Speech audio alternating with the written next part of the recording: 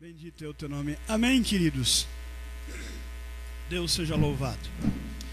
O texto de Lucas diz assim: contudo, Lucas 19, verso 48. Estou ouvindo umas biblinhas folheando para lá, folheando para cá, então deixa eu esperar mais um pouquinho. Quem sabe assim você chega junto com a gente lá. Evangelho de Lucas, capítulo 19, verso de número 48. Contudo, não atinavam em como fazê-lo, porque todo o povo, ao ouvi-lo, ficava dominado por ele. Pai bendito, obrigado, que nós possamos ficar dominados pela tua voz, que a nossa vida seja conduzida pela tua voz, e que tudo aquilo que nós viermos a fazer, possamos fazer, porque um dia o Senhor tomou conta da nossa vida.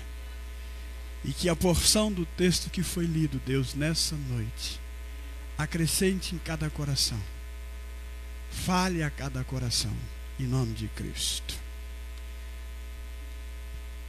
Essa noite nós vamos falar como ser realmente ouvido pelo Senhor. Esse é o penúltimo sermão, amado, da nossa série de relacionamentos com Jesus, falando de comunicação, de comunicar com o coração, de falar com o coração.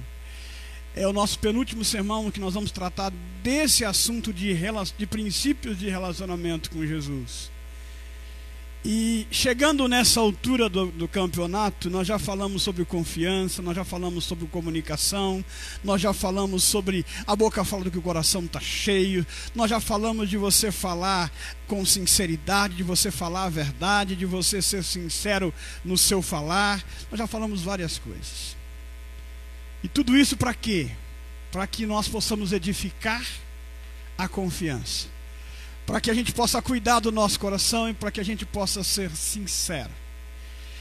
E nesse penúltimo sermão eu quero usar 3 ferramentas que Jesus usa ou usou nos evangelhos, que são ferramentas fáceis que todos nós temos e que todos nós podemos usá-la e que vai ser bênção para todos nós.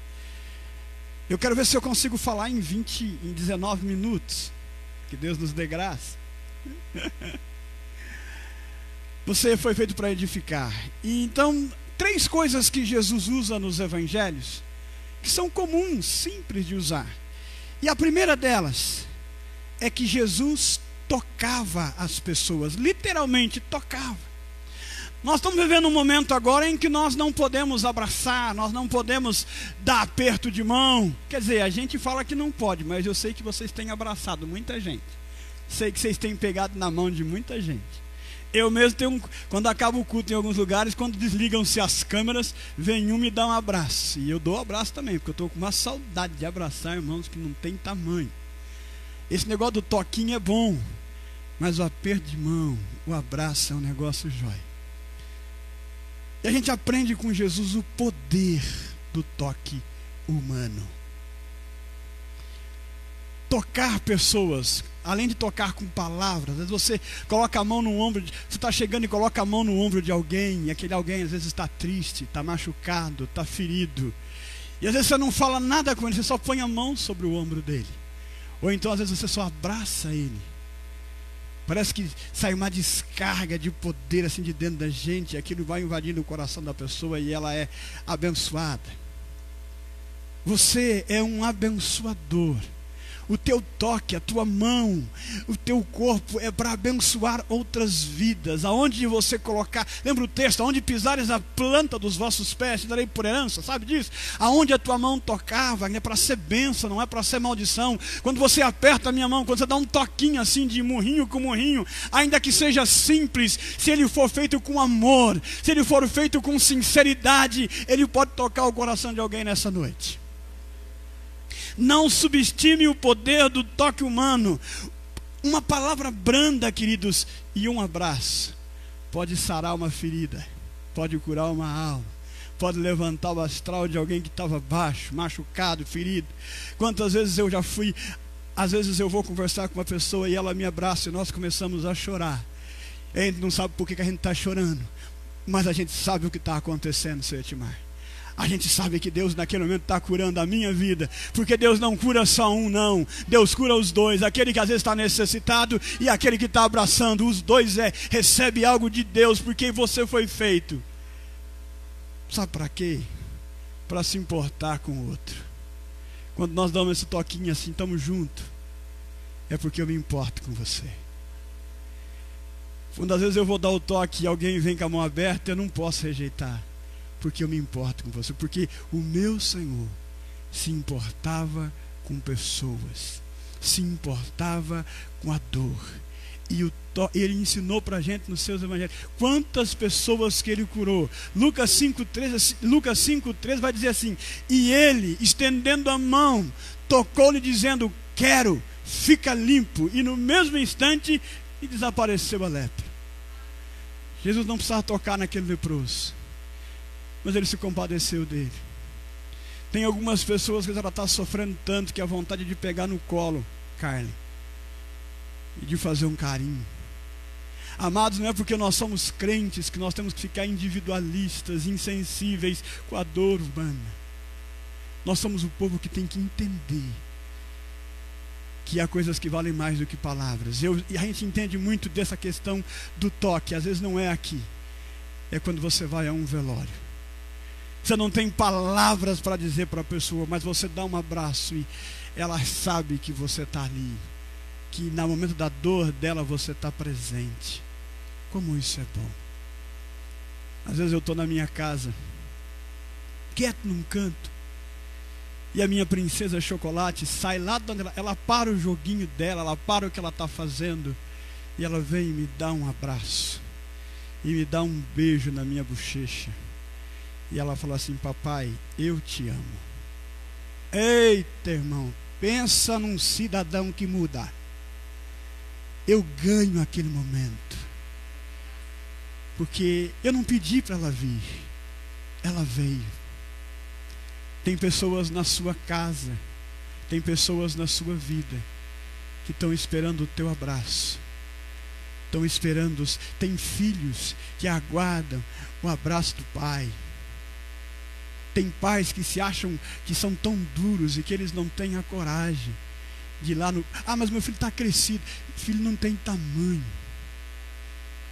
Abraça, toca os seus filhos. Papais que têm filhas, mulheres, meninas, beijem elas, abracem elas, porque aquele abraço que você não dá, talvez alguém lá fora, muito cruel, vai dar e não vai ser bom. Nós aprendemos com Jesus, porque ele se importava com pessoas. Toque gente, ainda que seja no soquinho. Diga aí, tamo junto, Wagner. Nós vamos passar junto por essa e vamos vencer essa em nome de Jesus. Amém? Primeira coisa que eu aprendo com Jesus: tocar pessoas. A segunda coisa que a gente aprende com Jesus está lá em Marcos 10, 51, mas está em vários outros textos. Em todos os evangelhos de Jesus você vai encontrar isso aqui lá. Jesus fazia perguntas desafiadoras. Jesus olhou para o cego e perguntou: o que queres que eu te faça? Está lá em Marcos 10, 51. Perguntou-lhe Jesus: que queres que eu te faça? Respondeu o cego: mestre, que eu torne a ver. Jesus usou perguntas para desafiar o pensamento das pessoas e para encaminhar a vida delas numa direção diferente. Amados, tem perguntas que você faz, que ela te abre portas quando a pessoa te responde, para você ter um diálogo gostoso, para você poder abençoar a vida dela e para você ser abençoado também. Então aprenda uma coisa: faça perguntas. Responda a pergunta, faça a pergunta para você mesmo. Como é que você está hoje aqui? Como é que está a tua alma nesta noite? O problema da pergunta, amado, sabe qual que é? Que às vezes nós não queremos ouvir a resposta, porque a resposta pode ser doída. Mas é importante fazer perguntas. O nosso mestre, o nosso Senhor nos ensinou. Jesus usa a pergunta. Sabe por quê? Porque ela traz cura. ela faz romper barreiras, ela abre caminhos para o diálogo. A pergunta te ajuda a entender pessoas. A psicanálise usa perguntas demais para a vida das outras pessoas. E quando eu vou atender alguém, eu fico fazendo perguntas desde da fase mais tenra da vida dela, até onde ela lembra, para que ela vá me respondendo. E quando ela vai respondendo, nós vamos descobrindo coisas. E tem coisas que ela nem falou, só na pergunta ela fala, e você descobre coisas que ela não queria nem falar naquela hora. A pergunta tem poder de abrir caminhos, de quebrar barreiras. Tem gente que quer falar com as pessoas e não consegue convencê-las, começa a gritar. O grito não resolve problemas, ele afasta pessoas. Você não precisa gritar, você precisa fazer uma pergunta certa. Jesus fez uma pergunta direta para este cego: o que queres que eu te faça? E ele faz essa pergunta aqui nessa noite. O Senhor está perguntando para nós: o que você quer que eu te faça? O Senhor está perguntando: o que você quer que mude? A pergunta é: você está pronto para ouvir a resposta? Você está pronto para enfrentar o que Deus quer que você mude? Porque as perguntas, elas nos confrontam. Alguém faz uma pergunta para nós, aí você pensa: se eu responder, eu posso revelar. O nosso problema é que nós não queremos fazer revelações que mexem com a nossa vida. Mas nessa noite o Senhor está nos ensinando duas ferramentas. Já para falar da terceira. A primeira: toque pessoas, para melhorar a tua comunicação. Segunda coisa: faça perguntas para as pessoas com quem você está conversando. Faça perguntas sábias, diretivas do Senhor, porque essas perguntas vão abrir portas e barreiras para você. Amém? Terceira coisa. A terceira ferramenta de Jesus, além dele usar o toque, além dele usar as perguntas, ele usava figuras de quadros com palavras. Transmitia a verdade através de histórias. Você tem uma boa história para contar? Às vezes nós ficamos contando a história dos outros e não contamos o que Deus tem feito na nossa casa. O seu testemunho é a melhor arma que você tem para falar para alguém do reino. Porque o teu testemunho é aquilo que você vive de fato com o Senhor. Tem muita gente contando a história dos outros, às vezes contando a história mentirosa, enfeitando o pavão, querendo falar de Jesus com coisas mirabolantes. Não, você fala de Jesus com aquilo que você vive com Jesus, com as coisas do seu dia a dia, porque a sua história pode servir para ajudar outras pessoas a chegar até a presença dele. A tua história, o teu testemunho de vida pode servir para abençoar outras pessoas. Sabe, irmãos, às vezes você está atrasado para ir para o trabalho e tem que pegar o ônibus, e você faz aquela oração: Senhor, por favor, não deixa eu perder o ônibus, segura o ônibus aí, Jesus, por favor.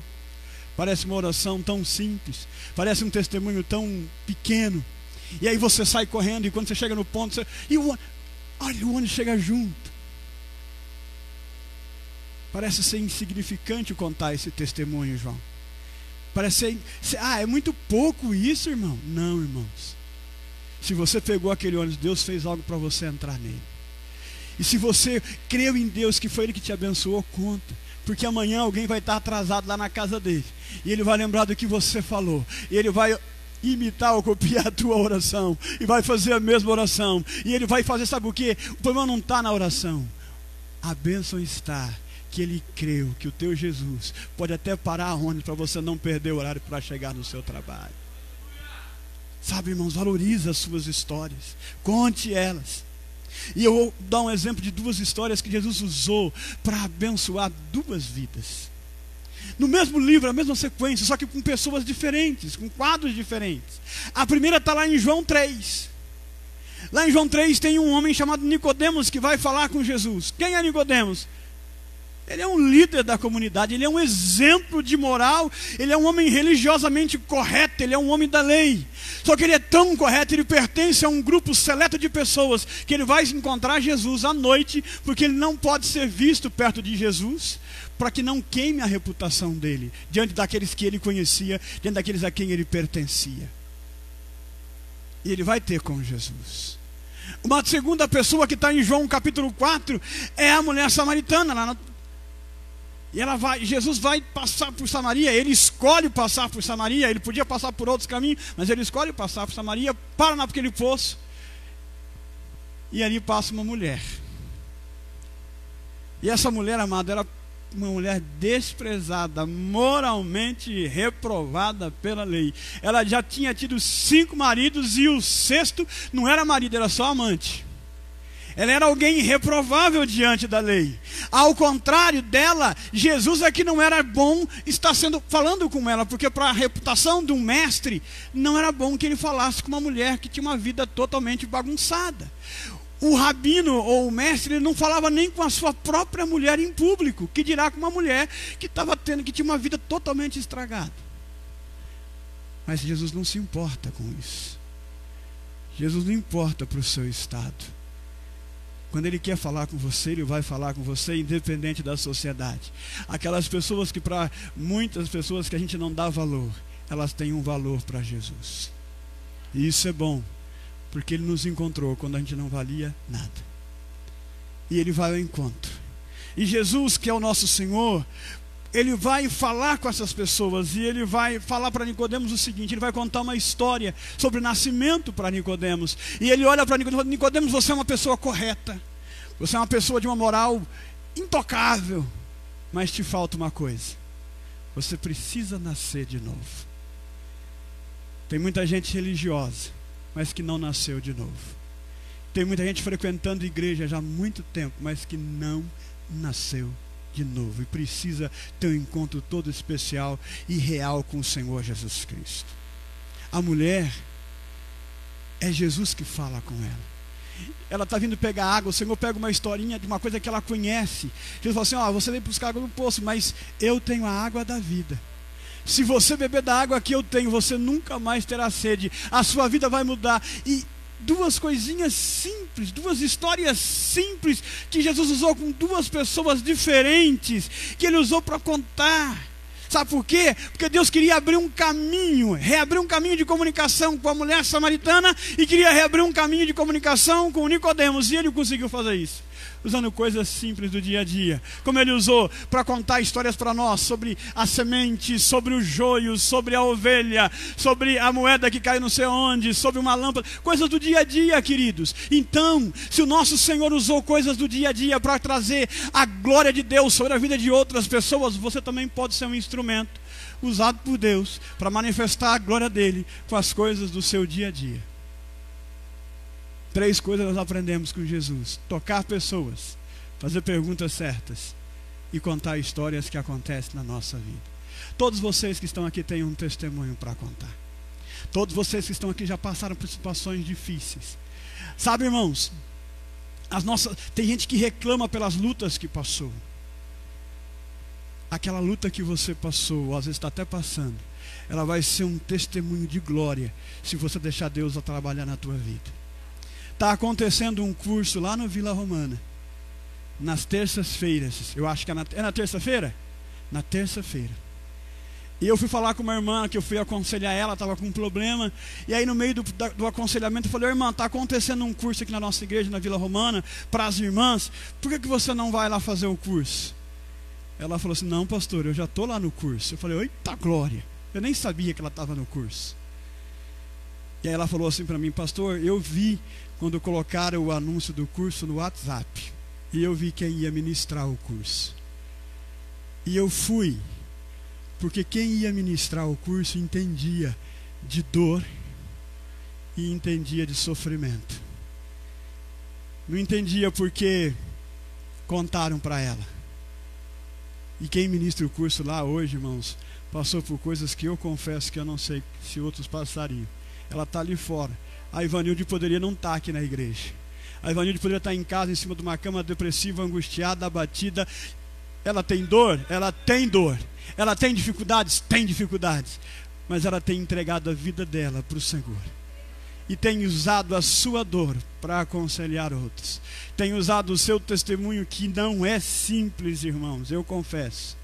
Irmão, só de pensar no que ela passou, eu pensar lá na minha casa, causa em mim uma dor que não tem explicação. Mas eu falei que ela se tornou um referencial para mim de fé. Por quê?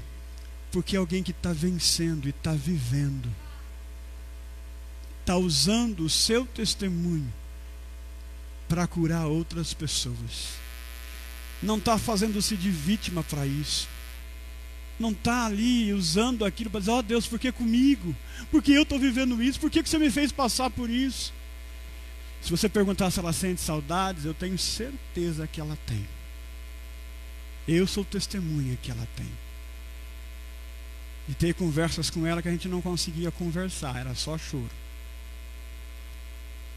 Mas uma coisa é certa, queridos: você que está aqui nessa noite tem algo de Deus para contar para alguém, que pode mudar a história de alguém.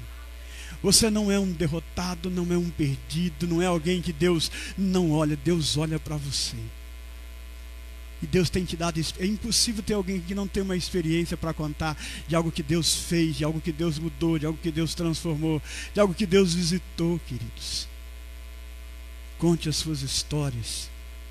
Fale do Evangelho. Faça perguntas corretas para as pessoas. E toque gente. E Deus vai usar você para a glória dele. Fica de pé em nome de Jesus.